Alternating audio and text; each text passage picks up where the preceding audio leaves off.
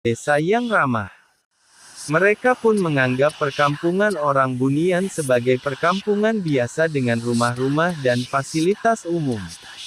Belum ada satupun orang yang berhasil mengejar atau menangkap sosok orang Bunian ini.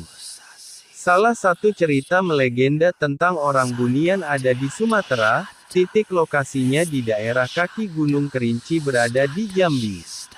Menurut warga yang pernah melihat sosok itu, orang Bunian memiliki kaki terbalik. Legenda yang tersebar pesat ini hingga sukses menarik rasa penasaran sejumlah peneliti mancanegara. Nama lain orang Bunian, dikenal juga dengan sebutan, Uhang Pandak, khususnya di sekitaran kaki Gunung Kerinci.